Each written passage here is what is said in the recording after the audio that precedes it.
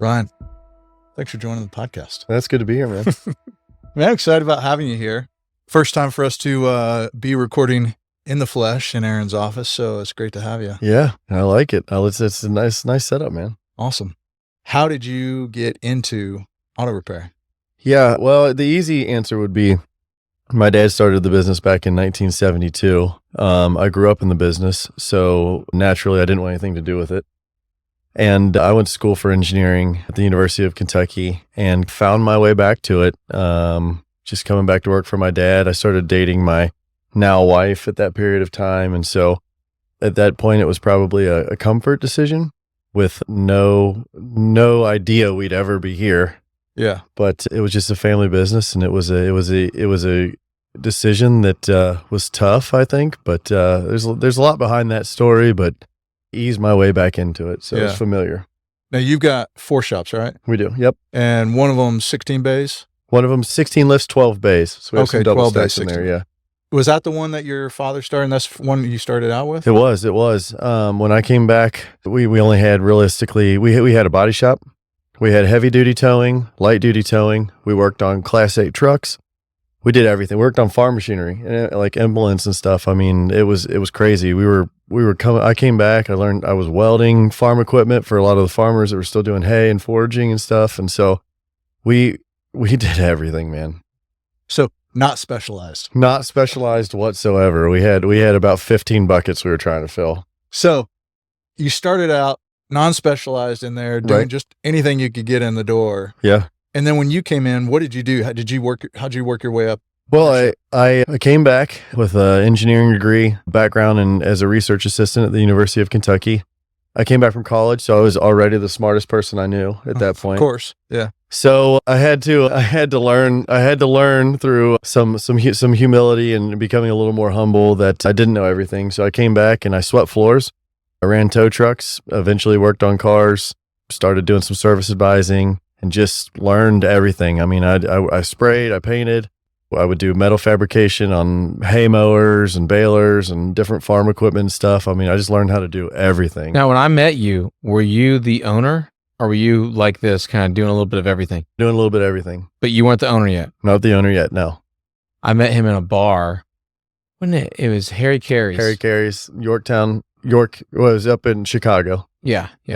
In Chicago. And he'd come down to the bar on the ground floor where the conference was, and you had some manager working for you that was a real tall guy. Mm-hmm. And you're tall. And these 2 tall guys come walking in, and I remember shaking his hand, and he kept looking off in the distance with his backpack on. He was just like, yeah, I'm going to do big things. He's like looking around, and he had his ball cap on, and I was like, what's this guy's deal? I didn't think I'd ever see him again. Yeah.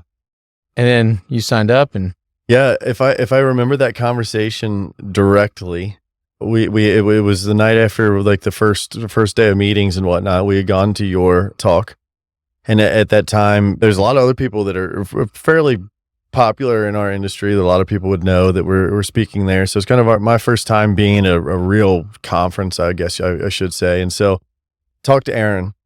And if anybody knows Aaron's not particularly shy. He likes to pour into you, and he did, man. He just sat there and poured into me. We talked about the body shop and splitting that up and the towing and all that kind of stuff. And we turned right around and went back home and started on it. And at that point, I think Hackers was maybe a month later, roughly. Probably, because that's back when we had Hackers twice a year. Yeah. And so he's like, hey, October. We're in Nashville. Come down to Hackers. So I had no money. I didn't think I'd see him again. Yeah, I had to work all day Friday. There's no way I could leave. And so that was when we had Hackers on a Saturday, Sunday, I believe. Mm-hmm. And I got up early in the morning, much like I did this morning, 2 a.m., drove down here and walked right in. I walk in and they've got too many people. They're bringing chairs in. Like we're just trying to get chairs from everybody at the hotel. Aaron walks right up to me, shakes my hand, and I'm like, at the same time, I'm like, there's no way this guy remembers me. And he does. He shakes my hand. He's like, come on in, man. Good to see you. And that started the whole thing, man. Wow. So you got advice to start refining your shop. Not taking in buckets and separating towing, separating everything out. What'd you think when you got that advice? You go back and go, I can't. This. Well, I tell you, if there's one thing that I know is what I was doing at the time was not working. and I knew something had to change. And so I think timing has a lot to do with the outcome of a rain dance, but I mean, it was really great timing, because I think it was a time in my life where I was willing and ready to receive, and that backed up with Hackers. And then Shop Fix in general was a huge part of changing my life. And I'll be honest with you, the biggest change wasn't even in my business. It was me personally. And it's easy to buy into, even in hindsight, like the idea of fix the owner, fix a shop. But like me personally, I had to change so much to be able to get anywhere in life. And so started us down a path, man. And it's been heavy, but it's been fun. It's been good. What did it take for you to change your mental pattern to become that? Like you were talking about the change. What did it take for you to get over that? And what's something big you can share with us that you learned? Well, I could tell you, Adam Preiser, and I've said it before, but Adam Preiser and Aaron are the first two men that I think I've ever let in my life that I didn't immediately try to compete with. I had a perception when I was younger that growing up, the son of a mechanic, farmer, went to Catholic school my whole life. I had this, we'll call it a perception. I look back and I say perception in hindsight, because as a kid, you see the world through a different lens. As an adult, I lived a really good life as a kid. My parents were there. They provided for us. Like, you don't know any better sometimes when you're a kid. And so my perception was I had to prove everybody wrong. And my ego made me compete with everybody. I was worried about the shop owner down the street. I was worried about putting on to be what people thought that I was. And so that was that was a dramatic change for me. And it probably started with Adam. I mean, Aaron was like the polarizing figure, and Adam was my coach. And so it really took that relationship that I built with Adam, and then over the years building a relationship with Aaron, that these guys had every opportunity to prove me wrong in what I thought of them, which is I always put them on a pedestal, and they've always shown up for me, like in my life every single time. And they really set the example. My dad's a great example. My brother's a good example, but you know, that's your brother and your dad. And these are probably the first two guys outside of my family life that set the example for me of what being a man is like, what being a good leader is like that was huge. And I allowed myself to not compete with these guys to prove that I was better or something. I just let them pour into me. I let them be the D11 dozer digging the path for me to drive my truck behind. And that was huge. I mean, that was the biggest thing that I can remember in the change, was like, these guys they're good husbands, they're good fathers, they're good leaders, they have good businesses, they're smart people, they're willing to admit fault, they're willing to pivot. Like, most of our industry sometimes just has such hard-nosed guys with big egos, like they have something to prove, and it just gets in the way so much, and it keeps their families from growing. Why do they have something to prove? What's driving that ego? My personal opinion? Yeah. Is, I say it all the time, but our industry has the largest amount of fragile male egos in it from any industry. You can probably even include like MMA and boxing. Because a lot of us, we were the losers. Like, we weren't the guys who were, you know, dating the prom queen or scoring all the baskets or doing that kind of stuff. And we were in our corner. We were smart guys. We were working on stuff. We found a little bit of a niche with cars. And then the cars became of our identity. And then all of a sudden, the people that didn't need us needed us to fix their car. And so a lot of people are going to attach their identity to what people need from them. And I just think that being the best mechanic, we all find our little bit of a path, but being the best thing, they're very protective of that. And when other people come in, I feel like they feel threatened. I've seen it in my own shops. I've seen it as an employee. You might be the biggest, baddest employee, and somebody comes in with some talent, and all of a sudden you're threatened, and you've got to do things to make sure that you keep yourself on the top of that pyramid. And for me, I recognize that in my own life. I mean, I had to be something that I was not, and I had to root for the other guy to be worse, because I myself couldn't get better. Like, I couldn't make myself better. I was stuck. And so the only way that I was going to be able to compete is to try to either make that guy look worse or hope that he failed, because I couldn't get to his level. And that's actually a really interesting thing. You got to your limit. So at that point, you've now turned it outward to other people around you to hope they fail worse than you are. Well, even with my children, like we have season tickets to Cincinnati Reds. We go to a lot of sporting events. We play sports, and I tell my kids, like, we don't boo ever. And the reason why I say that is because if you've got to root for the other team to lose, you're not that good. And it's good, man. Play better. Play better. You got to do the work. You got to make yourself better. If you don't know how to, you got to find it. You got to work harder. Like that's the thing. And it's too much of that in the world. I love when the shop owners around town worry about what I'm doing, because I know they're not worried about what they're doing. And I'm worried about what I'm doing, because I got plenty of problems before I need to come and find out what you're doing. You know what I mean? Always. It doesn't matter how good we are. We got plenty of problems in our own businesses we got to fix. Yeah. Yeah. Well, that topic of ego, it really is amazing when you think about it, and it puts you in a different mindset to move forward and accept things differently. I hear it so many times in all different places.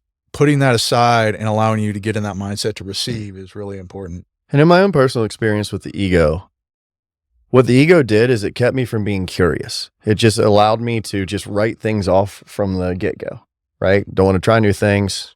This guy tried it. It didn't work for him. It attacks your confidence. It does. And you might try it and fail, and you don't want to fail. Yeah. Like, you can't fail. You personally can't take any more failure when you get to a certain point. So you just don't want to try new things. And being open-minded is really like the path to growth, that curiosity. And so the biggest change in me was I just got curious about, what's this guy doing?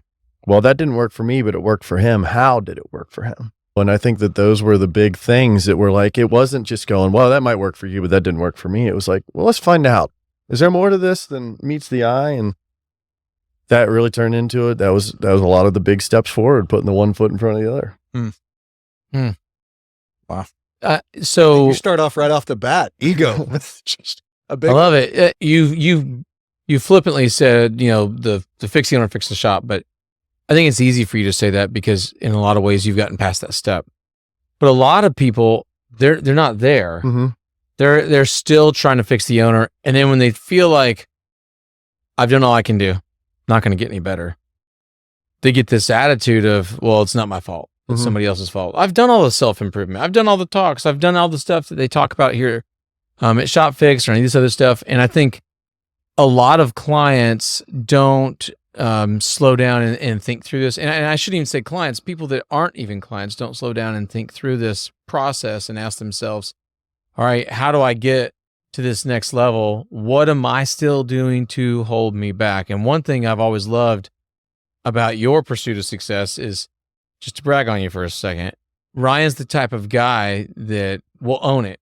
No matter how great or how bad it's going, it's like, yeah, we screwed up. We did this. We got to get better. We got to improve. And no matter where I've seen him get to, I still see him going, well, we got to improve. We got to get better. Every single time. We got to improve. We got to get better. And not talking down about anybody else. And so I think that a lot of owners, and you just gracefully hit it again just now, talking about how I got to wish they would do bad, right? Because I can't do better. You've gotten through that. You went through that black hole. You're to the other side. You recognize it, but a lot of owners don't have the ability to see that about themselves. Like, they just don't either want to or can't. You grabbed it very quickly. I still remember back in the early years of Shop Fix when you joined, and how fast you adopted ideas. A good quality teaching, we say, comes in conflict to our current worldview and changes us. You just let it change you. You didn't fight. What made you not put up the fight? What made you accept this stuff as truth and then so rapidly go up this staircase towards this new way of thinking? Because that's the biggest thing for me, how fast you've shifted and how fast you've tried to get others to follow along with you.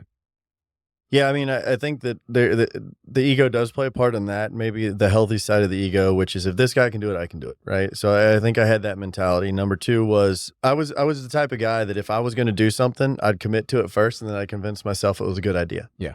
And I think that a lot of us have seen ourselves in that position, whether it was be like a new location.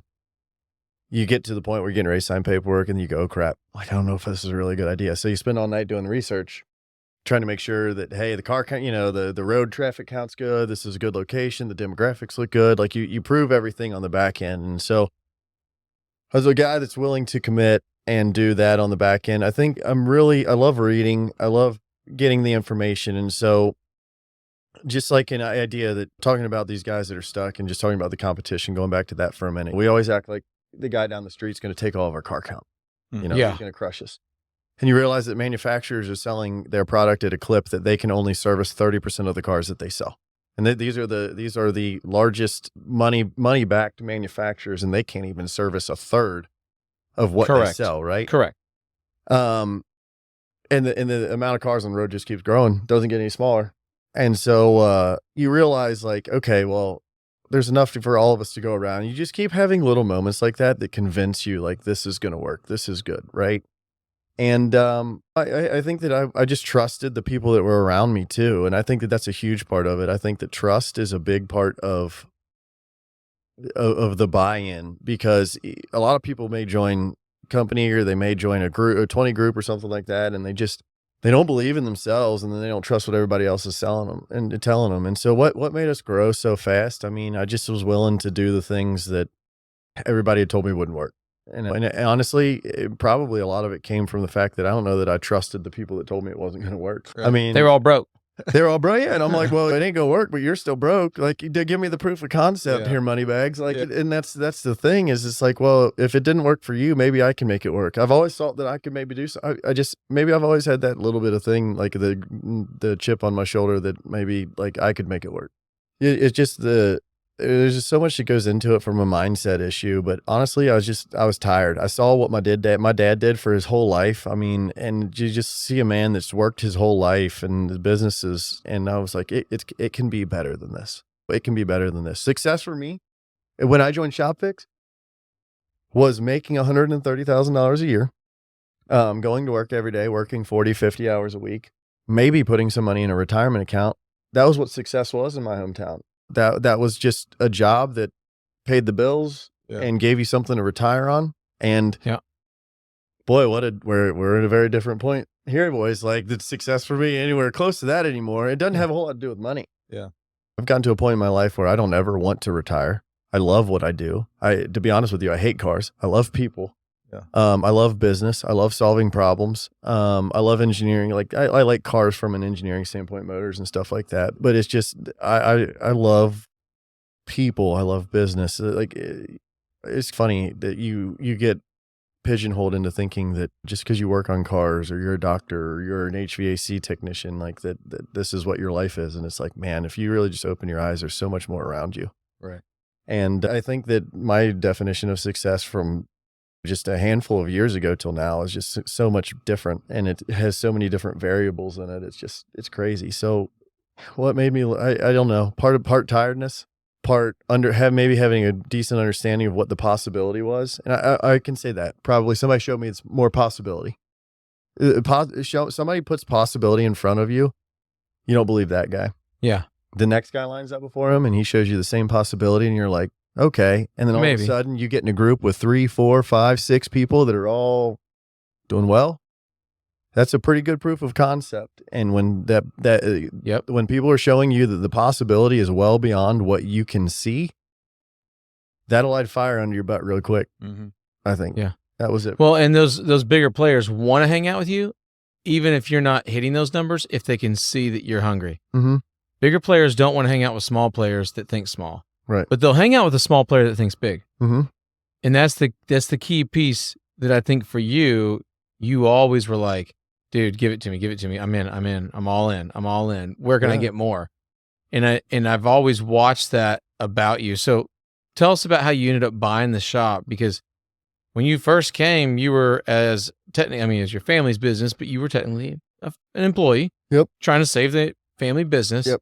Walk us through how that whole process went. Well, the balance sheet was pretty gloomy. There was quite a bit of debt on the balance sheet, to the tune of close to about $750,000 between the mortgage on the building, and none of the stuff was set up a proper, like, the business owned everything. Business owned the building. Like, from a liability standpoint, it wasn't in good shape, and so business wasn't making any money. I mean, that's the old school way of running a business, right? Especially a family business, is you don't pay taxes.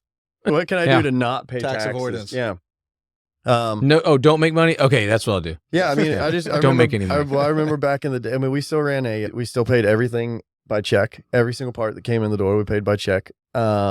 we still ran the check register, and the register back in the day when you have $50,000 in savings, but the register, so it showed zero, like, so zero wasn't really zero, but I just remember all the old school ways of doing stuff. So when I took over, we were doing $16,000, $17,000 a week. And that was, we'd have better weeks, 25, 30, if the body shop had some heavy cars go and stuff like that, but we were just running ragged. When we got to the point where I was going to take over, I got rid of the tow trucks, and that was part of the way that we paid off some of those balance sheet debts. We realized that between paying for insurance and liability and the amount of money we could pay for another company to sublet our tows was much more cost effective, because the maintenance and stuff you get on these trucks is just crazy. It's crazy. Yeah. And we were taking up space that we could use for repairs and stuff to actually create revenue for the business.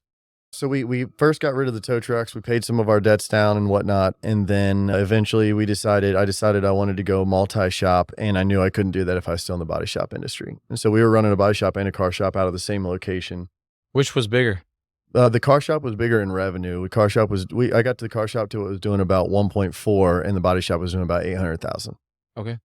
So we shut down the body shop, and we added 4 bays in our truck shop, and we added 6 bays in our body shop. So we went from effectively 4 car bays to 16 car bays with double stacks and a couple of alignment racks and stuff like that. But so we basically I had to break it down into one thing. There's no way I could do all that stuff. And so it was tough too, because that was a tough time, because we were at the point where we started making money, and then we shut the body shop down, and that was a revenue stream that took another 3 to 6 months to build back up.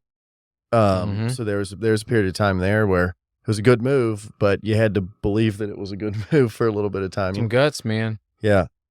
So we took the store from doing under $70,000 a month to we now have a business that does about $700,000 a month. That shop alone does close. It's touching 400. So we're about 360, 380 a month, usually on a regular basis. And we had to figure it all out, though. We had to figure all the pay plans out. So how did I buy the business? I basically set up a payment plan with my dad where I pay him $2,000 a month until he passes away.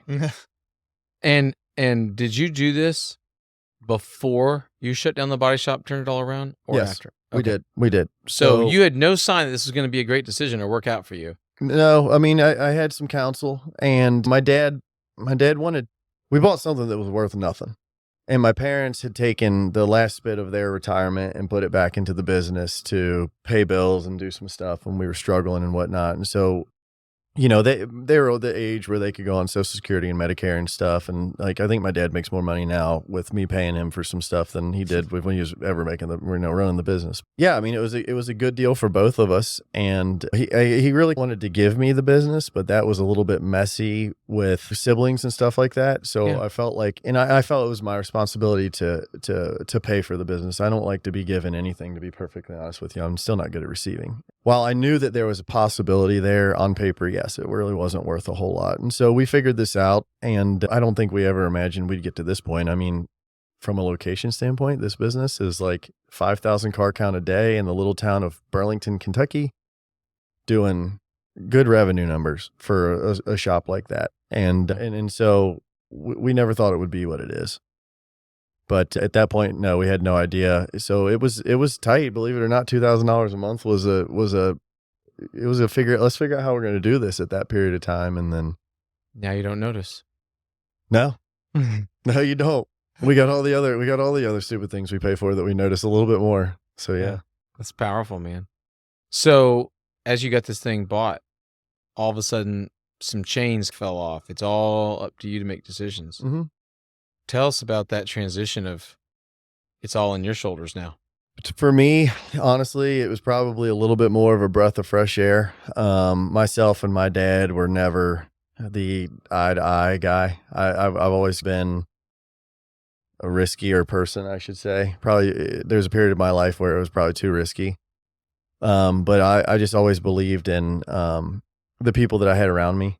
Especially at this point. I mean, I'd made some really great relationships and people I could call. And I just remember when I had one shop, when I'd go pick up parts or something like that, every single time I had an opportunity to get out of the shop, I was calling somebody that owned a shop, my coach, something like that. Like we were on the phone all the time.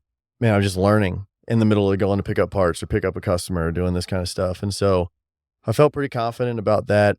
Every time I wanted to do something, it was an argument with my dad. And he was very much stuck in, this is the way that we've always done it for years. Why would you want to change that? And I remember, I'll tell you the story about how I got my dad to retire and sell me the shop. We made the executive decision to get a new phone system without asking him. And up to that point, we had just like the 4 lines, like the landline phone system. So we went and got voice over IP systems. And he comes in one morning, and at this point, he was doing some golfing, and he was maybe working 20, 25 hours a week. He comes in, he picks up the phone, and he doesn't know how to dial out. And you sit there and you watch him, and he messes with it for a minute, and he picks the phone up, and he slams it on the desk, and he goes, he had a couple of choice words, and he said, I'm done with this crap. I'm going home. He never came back. He's like, that's too much for me between all this crap you guys got on the computer and this new phone system and stuff. He's like, hell, I can't even work. And so, at that point, he became the shop mascot. So he'd show up and hang out and talk to some of the old timers and stuff. And just, it was great. You worked him out. We worked him out. Yeah. So, but going back to your question there, Aaron, like, the biggest thing for me was it was the circle, man. That gave me the confidence that I needed to be able to do some of the stuff. And it was a little bit freeing when I didn't have that person over my shoulder telling me all the stuff that I'm learning from the people that I trust and follow wasn't going to work, or he didn't understand why it needed to happen. And that's a really interesting dynamic for a lot of people, I think, because I think that there's people that have, whether it be mentors, parents, brothers, siblings, anybody in business, these are people you love, you trust, you care for, and they may not be giving you the best advice. Dude, they may be telling you not to do it. There are owners that are here right now that have employees saying this will never work. Well, my dad, every time we've opened a new store, my dad still says, is there ever going to come a time where this, like, what you have is good enough for you? He's like, why wouldn't you just stay with one store? Why do you want all that responsibility? And respectfully, I've just said, Dad, I'm not you. Like, you don't understand. Like, you wanted the business. I want the people. I believe this is what I was meant to do. Like, I believe that it's never been about money from that moment. It's always been about the people. And that's the fulfilling part for me. Yeah. I have everything that I want in life. I have a beautiful family. I got a house that I can sleep in and I can shower in. That's all I need. Everything I want, I already have. So at this point, it's like, maybe there's some purpose here. And I think that's probably the biggest point. I think my dad's actually more proud of that now. As I get older consistently, I find out that our ideas of we just never lined up. Like, I think he always thought that I wanted money or to go buy this or that kind of stuff. And so I just think that we got a lot more in line as I got older, and our relationship got and that's the biggest benefit about taking over the business is my relationship with my dad got good. And I don't know that I could look back on you weren't working together. Yeah. With all that friction. Right. My mom worked in the business too when she was alive. And so can you imagine the son who's smarter than everybody coming home to the dad who has all the experience, and the mom's the bookkeeper? That was a great time. That's a hard. There's a lot of TV dinners you were warming up yourself. Like, that was dad's in one room, mom's in the other, and I'm just trying to avoid both of them. Yeah. So this, you said a powerful line there. You said that a lot of people are giving you advice, and it may not be the best advice. Mm-hmm. Can you expand on that? Because my brain's just I'm running down that highway. Explain what you mean by that, and touch on all the people that are right now discovering this whole new world of business, and they're trying to get to that next level, but at the same time, they're having to fight all this bad advice. We're all going through stuff at any point in our life, whether it be marriage issues with kids, business, church issues, just friend issues, right? And you try to explain it to folks, and nobody really has a better understanding of it than you do. And so here's the thing that probably was the biggest thing for me. I was actively going outside of my bubble, my town, my family, and talking to people all over the world, all over the country. And when you start looking at the people you're getting advice from frame of view, it starts to give you some awareness, like, well, they're just looking at it because they've only known this little town, this little street. This is it. This is all they got. And then all of a sudden you start going out in the world, and you start seeing people from all over the place having the same experiences as you, and you're commiserating, or you're just talking about these things and stuff. And it's the pool in which you're able to learn from. And so I started realizing that, I mean, in our little town was a handful of little shops, and we just controlled everything. And it's just a very, very small sample size compared to the population of what's out there. And so the biggest thing for me was my purview, and even the advice that I've got from my dad and my brother. There's been plenty of good advice, but there's also been advice that was just blinders. It was just only from their experiences. And so it's tough because you start taking it. It's funny. I usually say this, like, don't take advice from people you wouldn't ask for it in the first place. Boy, there's a whole lot of people in this world that are willing to give you advice. Oh, yeah. Yeah. There's not very many people in this world that you should ask for advice from. You get to a point in your life where you're learning, you don't have confidence, lack of confidence. So you just whatever you're doing is not working. You don't have confidence. And then everybody gives you advice from all over, and you want to take all that advice because maybe you like that person, or you respect them, or you think they know more than you. And then you come to find out, like, I heard something a while back that credibility is the foundation of leadership. Okay. I thought about it for like 2 weeks. And I was sitting there going, I don't agree with this. I don't like that idea. And about the end of the second week came, and I go, holy crap, it's really true. Credibility is the foundation of leadership. In order to be a great leader, you have to be a credible leader. And what does that mean? Like, you gotta have, you can't just be a guy that's poo-pooed everything away and say it doesn't work. You got to be open-minded, willing to change, and willing to do that stuff. So I tried to find people with the most credibility to listen to. And I had to, unfortunately, cut off some of the people that I didn't see as credible any longer. So I started looking for more credible people rather than just the people who were willing to give me advice. Mm-hmm. And I think that was a big change.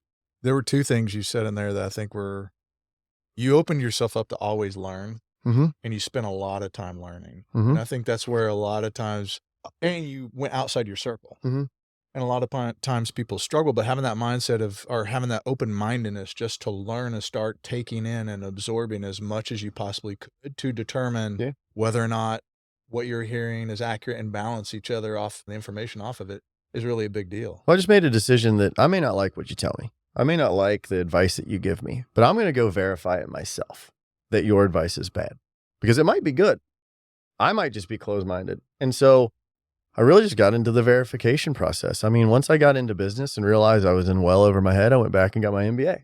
I followed that up with, when I started getting more involved with people and stuff, I went back and started pursuing my doctorate in organizational leadership and stuff. And so I always wanted to learn, because I always wanted to find out, like, what are the better ways I can do this? What are the best ways I can do that? But I think some of my best lessons came from bad advice, because it forced me to go verify that it was bad advice.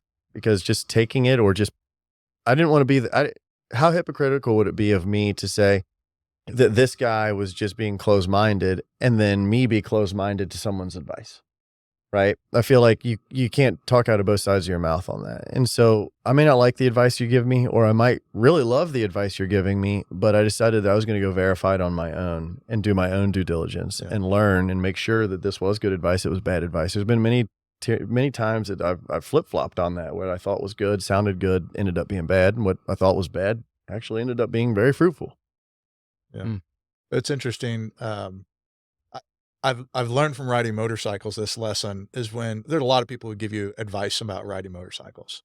Wait, you ride motorcycles? I do ride motorcycles. So they'll be like, hey, you need to ride this tire. You need to run this air pressure. You need to do this and this with your suspension. And I always come back to, I need to know your lap times. That's the reality of it. A guy who's giving you advice about a certain thing, he might not be running at the pace you're at. He might not ride it like you ride it. He might not be as heavy on the brakes in that corner as you are. And what you're about to do is going to put you into a ditch. Right. So it's good to evaluate the context of the information you're receiving. There's always somebody running faster. And that's great to get information from those guys. And sometimes even that information might not necessarily fit with the way you're going to ride it or do it. But it's understanding that context and where it's coming from is really important. Well, and to your point, I mean, that's actually a really massive point that has been a big part of growth too, which is there's been plenty of people who have said things to me that perhaps even from a credibility standpoint, you normally wouldn't listen to. And a little nugget just from somebody who might be swimming, just barely making it. They might have something brilliant. And that might be the one thing keeping them holding on in a lot of cases. And you can learn from those below you. And I think that that's a big part of it too, is like, I started listening. I started listening to everybody. and then making decisions for myself. And I got to a point where I felt pretty confident in my ability to make decisions for myself. And that just came from knowledge, experience, confidence. I mean, all that stuff. You know, that piece, and Jay just hit on it with the lap times. That's like you're doing $350 a month out of one location, and somebody doing $30,000 a month gives you advice. Mm-hmm. The $30,000 a month person might have something they are really, really good at. But by and large, their limited experience, that tunnel vision that they're using, you get to watch in that moment how much they believe in what they are saying. Mm-hmm. And when you know it's bad advice, you're hearing it and you're going, man, this guy, this is crazy. But he believes it so much. Right. Yeah. He believes it so much, and he has to because it's attached to the ego, like you're talking about before. And so he hangs on to it and believes it, right, and preaches it because he can never not be right. If he's wrong, his whole worldview falls apart. Mm-hmm. So he tells you, he tells everybody else, and then we don't know because we don't ask their lap times. We don't ask their revenue. Yeah. And then bad advice gets just regurgitated over and over and over to people. And before you know it, we all do the wrong thing. Yeah. Because we don't ever ask, what's the proof behind this, right? Yeah. And so you're absolutely right. I feel like there's this spectrum, and this is where it's right, this is where it's wrong. Mm-hmm. And the odds, the percentage of it being right or wrong are dependent upon their personal success. Is there always, even when they're way over here, some good stuff? Yeah. But it's probably 10% of what's coming out of their mouth. Right. 90% is wrong. And somehow you sorted that. Mm-hmm. That's the conclusion I'm coming to. Like, you started sorting it early. You started questioning the source. Mm-hmm. What do you think made you question the source? What do you think made you go, I'm not going to listen to you anymore, Bill? Well, what made you do that? If I could, it goes back to the credibility, right? Yeah. And I think that perhaps my college education, especially in research, set me up very well for the hypothesis and then the testing phase and the result. And I can tell you, we wasted a lot of money on theory. It didn't come to fruition. I mean, we built machines. We had backing from a lot of different manufacturers that we were trying to solve a problem, and you couldn't get it. You couldn't figure it out. And so the science, the engineering teaches you a little bit to build in some skepticism. And it basically, you have to have proof. I mean, when you have a theory, you have to prove it. And so I think that I got in that cycle of proving theory. And if you were right, you could try to prove it to me, but like I needed more than just like this answer or that answer. I needed to see the whole picture. I needed to know from the cradle to the end effect, like how did this process go? What happened? And my dad was a pretty skeptical guy. He'd always say, believe half of what you, nothing of what you've heard. When he's make your own decisions, that kind of stuff. And so we were just a family that we always just had that idea of figure it out on your own. And there's so many people in this world that'll try to swindle you and lie to you. I mean, and it was just figure it out for yourself. You know how I could tell that guy was lying to you, or don't listen to that guy, he's full of crap, that kind of stuff. I mean, it probably had more to do with like my family dynamic and just the way I was taught growing up than anything. I mean, you were taught to be more skeptical. Yeah. I mean, you want to trust people, but that can get you in trouble sometimes. We always wanted to go below the layer because the people, listen, I was that guy, so I know. I would tell you how great I was. And if you just peeled back one layer of the onion, you might be able to see it wasn't that great. Yeah. So to be perfectly honest with you, probably the best answer I can give to that was my own personal awareness of I was that person. I know that person's behaviors. I know how that person would have acted in this moment. I know what they would have said. I know how they would have tried to sell it. And because I was that guy, I can snuff that guy out a lot of times now. And I think that's it. I think that once you get to that point, you realize that you get through some personal awareness. Honestly, the Enneagram stuff, like figuring out my personality, what the unhealthy version of your personality is versus the healthy version of your personality is. And you read that and all of a sudden, what is yours? I'm a 3. 3s unite. I think we're all 3s in this room. So threes are for sure always the best. They are. You might ask our wives. Yeah, well, my wife, my wife, the helper, would disagree, but when you read the most unhealthy personality on the Enneagram for the 3, and it exposes you, that'll change you in a heartbeat. Yeah. And then you read, the funny thing is you read the healthiest, and the healthiest, you're at a 9. You're the worst. You're the worst of your personality, right? And then you read the 1, and that's the person you're trying to portray that you are. So the person you want to be is here. The person you actually are is here. And if you can accept that, it doesn't take you long to climb the ladder. So if I'm somebody that doesn't know anything about that, what does that mean? So the Enneagram is good point. Yeah. So the Enneagram somebody's probably listening going, I don't know what you guys are talking about. 1, a 3, a 7. Yeah, it's a personality test. There's basically 9 personalities. Each one of them has its individual traits. Yeah. And within each one of these 9 personalities, there are 9 levels of each personality, 1 being the healthiest, number 9 being the least healthy. Yeah. And if you're willing to dive into it and put some emphasis into it, I think the book is The Road Back to You by Ian Cron. Yep, that's a good book. But there's also one of Becoming Us. Becoming Us. Yep. Yes.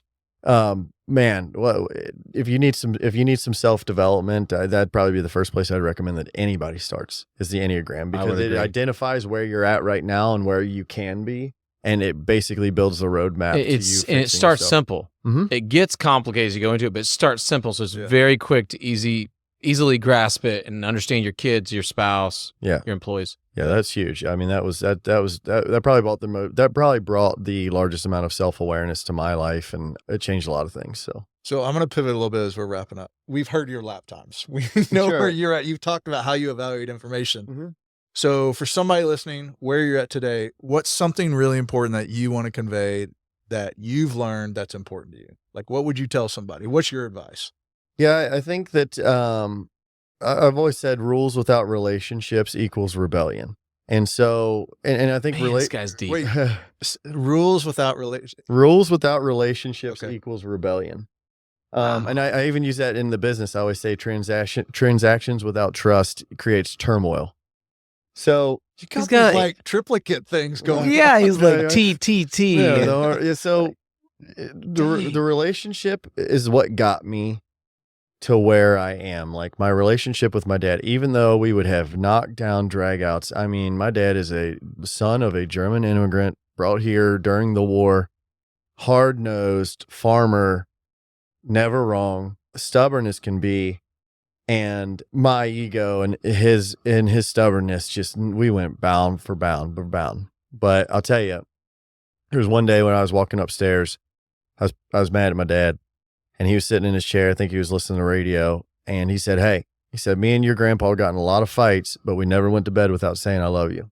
And that, good Lord, as a teenage kid, stuck with me. And it's good, man.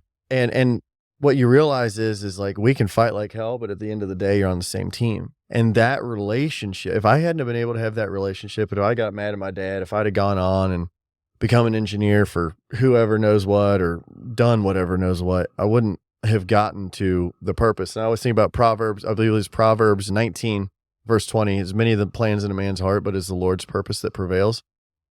Boy, I had a lot of things planned for my life, but it seemed like there's a lot of different purposes that have played out. And I've been willing to adapt to those purposes. But when you talk about what's the advice you want for people, and you can't fake leadership, you can't fake caring, but the relationships that you build are going to be the things that get you to where you're going. You can't do it alone. Nobody ever has done it alone. Mm-hmm. There's always been a team of people around them. And even my guys at the stores and stuff, they'll say, we're here because of you, man. Like, they're like, we need you to keep going. And I've said that for years about other people, whether it be Aaron or Adam or a lot of these other guys that I've come to build relationships with. Like, you guys have to keep going because I need to follow you, because like I'm addicted to it. Like, I love it. And my guys are in the same boat. They're like, you got to keep going. You got to go to Shop Fix. You got to go learn. You got to go speak. You got to do whatever you're doing, because we want all that stuff that you're bringing back here. And those relationships are what is keeping my company going. Those are the relationships that are helping us continue to grow. It's a relationship with the GS. It's a relationship with your bookkeeper. It's a relationship with your family. Like, all that stuff matters. You get work done when you have a relationship, because when you can go up to somebody and you can have a hard discussion and you can go to war together and you can go at each other, you can go to war with each other. You can come back at the end of the day and you can say, I love you. You can get a lot done.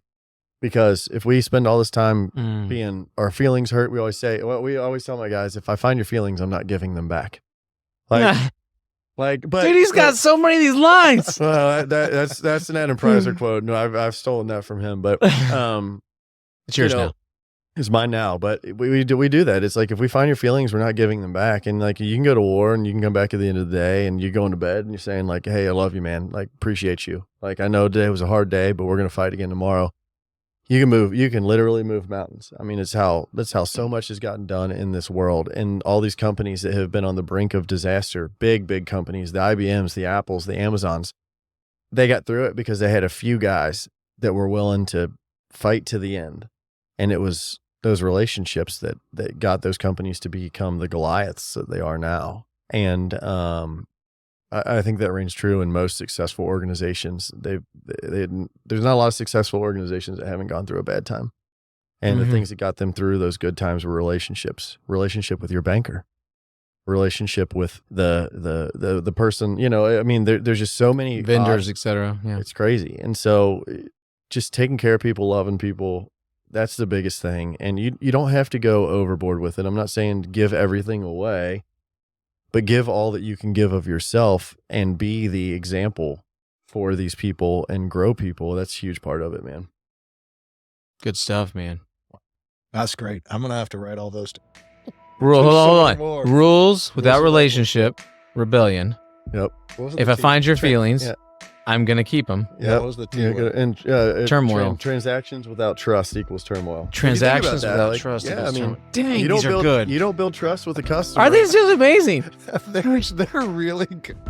You know how you hold on to those like foundational things you hear somebody say. He just like, blew your mind. I've there's been so many people that so many one-liners in my life that have just hit me right in the core. And you just sit there and you just stew on it and you're just like, man. Like I bet some guy in his pickup truck right now just pulled over. He's got a notepad out and he's writing this down. And he's looking up going, how do they know? He's balling right now. Like poured his heart. He got his feelings. He did. It's true. Ryan's not going to give him back either. Not giving him back. No. Not at all. Oh, Ryan, thanks so much. This was fantastic. Dude, good stuff, dude. Yeah, thank you guys. Good stuff. Appreciate you.